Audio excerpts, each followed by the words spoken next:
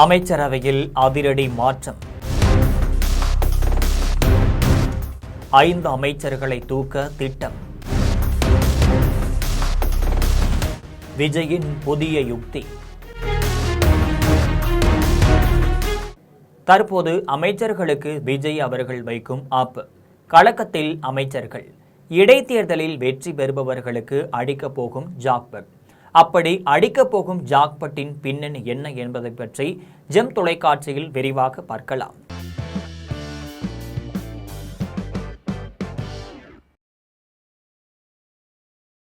தமிழக அமைச்சரவையில் மிக முக்கியமான மாற்றங்களை செய்ய முதல்வர் விஜய் திட்டமிட்டுள்ளதா கோட்டை வட்டாரங்கள் தெரிவிக்கிறாங்க. குறிப்பா சொல்ல போனா தற்போதைய அமைச்சரவையில் இருக்கக்கூடிய 5 முக்கிய அமைச்சர்களின் பதவிகள் பறிக்கப்படலாம் அப்படின்னு சொல்லப்படுது. அவர்களுக்கு பதிலாக இடைத்தேர்தலில் வெற்றி பெற்று வரும் முகங்களுக்கு வாய்ப்பளிக்கப்படலாம் அப்படின்னு நம்பத்தகுந்த வட்டாரங்கள் சொல்றாங்க. தமிழகத்தில் இப்ப 7 சட்டமன்ற தொகுதிகளுக்கான இடைத்தேர்தல் அறிவிக்கப்பட உள்ள சூழல் நெருங்கி வருது. முதல்வர் விஜய் தான் போட்டியிட்டு வெற்றி பெற்ற 2 தொகுதிகளில் ஒன்றை, அதாவது திருச்சிராப்பள்ளி கிழக்கு தொகுதியை முறைப்படி ராஜினாமா செஞ்சாலும் அதிமுகவை சேர்ந்த 6 சட்டமன்ற உறுப்பினர்கள் தங்களது பதவிகளை ராஜினாமா செய்துவிட்டு தாவேகாவில் இணைந்தாலும் இந்த 7 இடங்கள் காலியாகினர். இந்த 7 தொகுதிகளிலும் தாவேகா வேட்பாளர்களை அமோக வெற்றி பெற செய்ய வேண்டும் அப்படிங்கிறதுல முதல்வர் விஜய் மிக தீவிரமா இறங்கிட்டார்.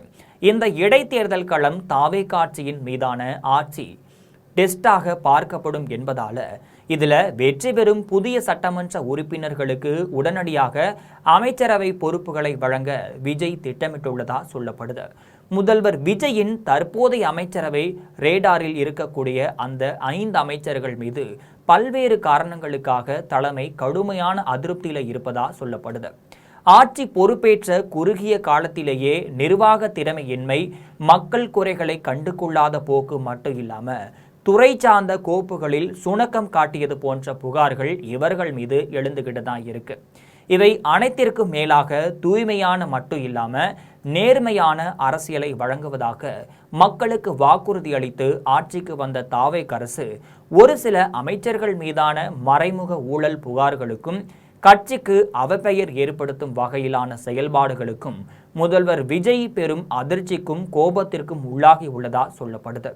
தங்களது துறைகளில் வெளிப்படைத்தன்மை இல்லை என்றும் ஒப்பந்த புள்ளிகள் வழங்குவதில் முறைகேடுகள் நடப்பதாகவும் உளவுத்துறை மூலமா முதல்வருக்கு ரகசிய அறிக்கை ஒன்று சென்றிருக்கு. திராவிட கட்சிகளின் 60 ஆண்டுகால அரசியல் ஆதிக்கத்தை உடைத்து தமிழகத்தில் ஒரு மாற்று ஆட்சியை அமைத்துள்ள விஜய் தனது அரசின் நற்பெயருக்கு களங்கம் விளைவிக்கும் யாரையும் சகித்து கொள்ள போவதில்லை அப்படிங்கிறதுல உறுதியாக இருக்காராம்.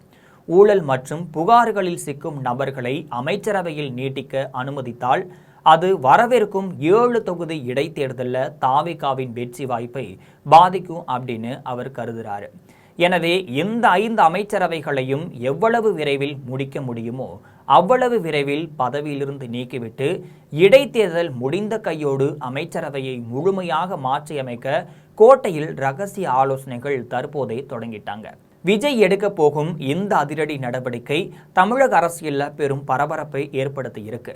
ஆக இடைத்தேர்தலில் அதிமுகவை சேர்ந்த முன்னாள் சட்டமன்ற உறுப்பினர்கள் தாவேகா சார்பில் போட்டியிடுவார்களா அப்படிங்கிற ஐயத்தோடு தாவேகாவில் இதுவரைக்கும் பாடுபட்ட நிர்வாகிகள் ஒருபுறம் புலம்பிக் கொண்டிருக்கையில் விஜயின் இந்த ஜாக்பட் திட்டத்தை யார் தட்டி தூக்க போகிறார்கள் அப்படிங்கிறத இடைத்தேர்தல் அறிவிப்பு வரும் வரை பொறுத்திருந்துதான் பார்க்க வேண்டும்.